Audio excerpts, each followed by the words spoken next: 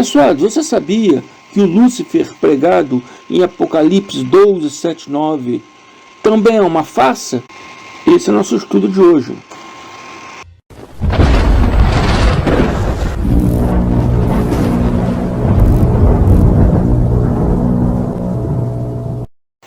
Abençoado, eu fiz 3 estudos falando sobre o falso Lúcifer, a criatura fictícia de Lúcifer. Eu fiz o primeiro estudo em Isaías, depois fiz em Ezequiel, esse será em Apocalipse. Esse é o último estudo que eu faço de Lúcifer, mostrando que não passa de uma falácia religiosa o que o sistema religioso ensina para vocês, de uma criatura que fez rebelião no céu e foi tirada da terra. Isso não existe. Isso não existe. Está se falando de homens. Isaías fala do rei Nabucodonosor, Ezequiel fala do rei, do príncipe de Tiro, Tibaal, E Apocalipse aqui vai falar também sobre o Império Romano. Então, fica atento aí, preste atenção nesse estudo aí, para vocês poderem entender. O tema do nosso estudo de hoje é a farsa de Lúcifer, de Apocalipse 12, 7, 9. A farsa do Lúcifer, de Apocalipse 12, 7, 9. Apocalipse 12, 7, 9 não está falando do Lúcifer, do ser, da criatura espiritual, maléfica, criada no sistema religioso, que morava no céu com Deus, que era filho de Deus, que fez rebelião no céu e Deus o atirou à terra. Aqui não se fala desse ser fictício, dessa história fictícia, dessa teoria religiosa. Também não diz em Isaías, como já fiz estudo aí. Também não diz em Ezequiel, como também já tem estudo aí no canal. Aqui em Apocalipse é mais uma história, mais uma falácia religiosa que o sistema religioso ensina hoje por aí. E um irmão conversando comigo disse: não, lá em Apocalipse Lúcifer virou dragão e lutou com Miguel. Então é sobre esse assunto que vamos estudar hoje. E já de antemão já mostro para vocês que não se trata de uma criatura fictícia, inventada na mente religiosa de pessoas desviadas da verdade. É uma farsa. Esse ser não existe. Nunca houve essa rebelião no céu. Nunca houve Lúcifer lá no céu. Nunca foi atirado à terra. E é o que eu vou mostrar para você agora, nessa passagem aqui de Apocalipse 12, 7. Amém? Antes de criticarem aí os que gostam de criticar, mas não gostam de aprender, já digo para vocês de antemão, preste atenção, acompanhe o raciocínio desse estudo. Aqui eu vou usar tanto o versículo bíblico de Apocalipse, como também a história confirma a mesma coisa aqui, para mostrar para vocês o que significa essas palavras. João aqui no Apocalipse, o jogo de parábola. João estava preso, Estava preso, não poderia falar claramente as coisas, porque ele foi preso justamente por isso, por falar de Cristo. Então ele foi preso por isso, para não falar de Cristo. Entendeu? Então, se ele continuasse falando, está arriscado eles matarem ele. Então ele teria que falar isso de uma forma em parábola, em figura de linguagem, para que só aqueles ouvintes dele pudessem entender. Amém? E hoje, com a mente de Cristo em nós conseguimos entender essas coisas. Então, começando aqui em Apocalipse 12, 7 e 9, a palavra ela nos diz assim, começando no 7, houve então uma guerra nos céus. Miguel e seus anjos lutaram contra o dragão, e o dragão e seus anjos revidaram. Mas estes não foram suficientemente fortes. Mas estes não foram suficientemente fortes. E assim perderam seu lugar nos céus. O grande dragão foi lançado fora. Ele é a antiga serpente, chamada Diabo, ou Satanás, que enganava o mundo todo. Ele e os seus anjos foram lançados à terra. Então, o que faz o sistema religioso? Aí eles foram lançados fora de onde? Na mente do sistema religioso, fora do céu. Né?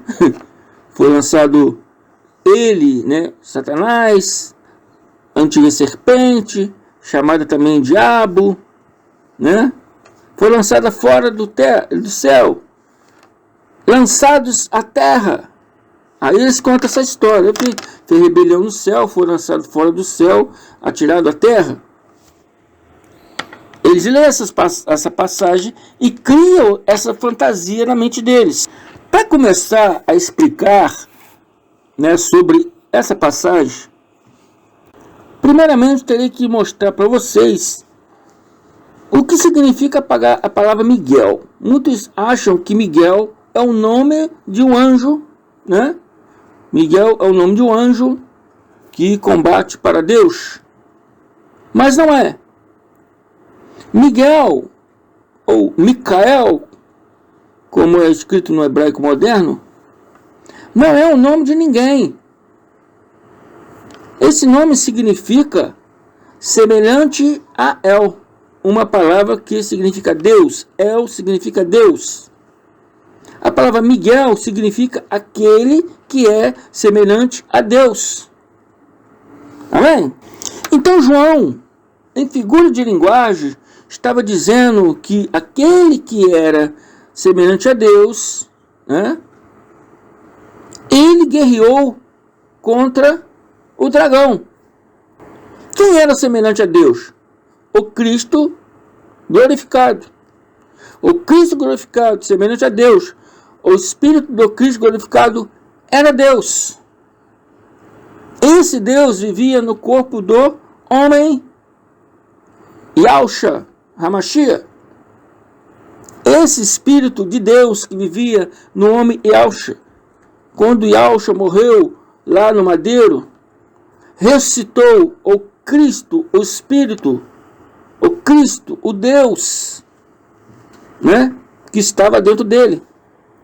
Assim como todos nós também somos deuses. Está lá em Salmo 82 diz: vós sois deuses, e todos filhos do Altíssimo. Como homem morrereis. Nesse corpo de carne somos homens e morreremos. Mas ao ressuscitarmos, ressuscitaremos o Deus, o Espírito glorificado, que é Deus. Filho de Deus é Deus. É um Deus menor, né? Não querendo, né, usurpar a Deus, mas somos um Deus menor. Filho de Deus. Um filho de peixe é peixinho, né? Filho de cavalo é cavalinho. Filho de Deus é deusinho. Somos deuses. E esse homem semelhante, esse Miguel aqui, que chama de esse anjo Miguel, né? Era uma pessoa, era um ser, né? Semelhante a Deus. Ele era o Cristo glorificado. Era o ser do Cristo glorificado, que entrou em guerra no céu. Quando fala céu, não é propriamente o céu como vemos, mas esse céu também, em figura de palavra, significa né, o aion que aquele povo vivia naquele tempo, que a Bíblia fala, né, novos céus, nova terra. O primeiro céu e a primeira terra se passaram, eis, né, que vieram novos céus, nova terra. Está se tratando de duas alianças. Duas alianças. Aliança da lei e aliança da graça. Né? O céu e a terra que se passaram foram o pacto da aliança da lei. O novo céu e nova terra se trata do pacto da aliança da graça de Deus, que é nova, a nova Jerusalém que desceu do céu, com uma nova concepção religiosa na mente do povo. Estão me entendendo, abençoado? Houve guerra no céu, houve guerra naquele período da lei, no período onde havia os dois pactos, da graça e da lei se colidindo. E ali, o homem semelhante a Deus, o Miguel, o Cristo glorificado, lutava contra o dragão. Amém? O João está se tratando aqui no período ali do dia em que houve a queda do templo de Jerusalém. O dia que Yahushua veio para sua segunda parousia, lutando contra o dragão, no caso aqui, o Império Romano, liderado pelo Tito, o comandante do Império Romano e príncipe Tito, filho do imperador Vespasiano. É essa história que João está retratando aqui em figuras de linguagem. O dragão foi um estandarte militar que originalmente era usado na cavalaria romana, carregado pelo draconário. Um draconário era um soldado que portava o estandarte do dragão na frente da batalha. O dragão era o estandarte das cortes. Tinha também o estandarte da águia, que era o estandarte das legiões. Isso é historicamente confirmado também, né, pelo Públio Flávio Vigésius Renato, um historiador do Império Romano do século IV. E ele diz que esse dragão era portado nas cortes legionárias. O dragão ia na frente, portado por um soldado, um cavalo, ele ia na frente da batalha e cada corte que eles chegavam, aquele dragão era posto ali como se fosse uma bandeira. Isso que João estava falando. Esse dragão se representava, né, o sistema romano, o Império Romano, o exército romano. E o que entrou lá em Jerusalém? Registrado lá por Lucas. Lucas 21, 20, 21. E Lucas diz: mas quando virdes Jerusalém cercada de exércitos, sabeis então que é chegada a sua desolação. Então o que estiver na Judéia, fuja para os montes, o que estiver no meio da cidade, saiam, e o que estiver no campo, não entre na cidade. Esse era o dia em que o exército romano, liderado por Tito, invadiu Jerusalém. Amém? Ali houve uma guerra figurativa entre Cristo e o dragão. Amém? O qual aquele que é semelhante a Deus, Miguel, o Cristo glorificado, venceu a batalha. Porque esse era o objetivo do Cristo. Revogar totalmente a lei. Lá na cruz ele revogou espiritualmente. Mas a lei continuava. Enquanto o templo estava erguido, o povo ainda continuava cumprindo os mandamentos, os rituais, as obrigações da lei. E era preciso esse templo ser destruído para que a graça de Deus se estabelecesse, né, na sua plenitude. Estão me entendendo, abençoado? Então, o próprio Cristo, na sua segunda parousa, que foi no ano 70, o dia da guerra, o dia que Jerusalém foi invadido pelo exército romano, como diz aqui em Lucas. Nesse dia, Cristo glorificado citou, né, o comandante do exército, o príncipe Tito, para invadir, para destruir o templo, queimar a cidade, para que a lei parasse de ser praticada, para que a graça se estabelecesse no seu âmbito, né, completo, na sua plenitude. Amém? E a partir de 70 para cá, a graça está estabelecida, né, na sua plenitude completa. Então aqui, esse Lúcifer, aqui, não passa apenas de uma farsa. Ele nunca virou um dragão. Amém? Aqui está falando de uma história em qual o João não poderia falar claramente. É o dia que o exército romano invadiu Jerusalém. Foi o mesmo dia em que o Cristo glorificado retornou. Por que vitória? Porque ali a lei se encerrou, foi revogada de vez. Amém? Para que a graça pudesse ser estabelecida, né, na sua plenitude. Por isso hoje pregamos, né, não a lei de Moisés, mas sim a graça de Deus, que é o evangelho do reino, a graça de Cristo glorificado, que a gente chama também do evangelho do Cristo glorificado. Pregamos o evangelho do Cristo glorificado, porque a partir de 70 para cá se estabeleceu na sua plenitude. E o próprio João, ele diz, né, que viu o anjo vindo do céu, e suas mãos estava um evangelho eterno. Amém?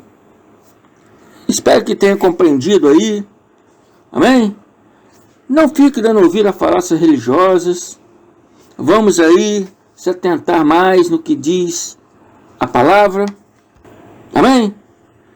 Se gostou, compartilhe. Se não inscritos, se inscrevam. Amém, abençoados? Espero que tenha compreendido aí. Indique pessoas aí para se inscrever. Não esqueça de dar seus likes. Vão lá no canal também, dê os seus comentários. Amém? É muito importante isso. Fico por aqui. Até mais. Muito obrigado. Graça e paz.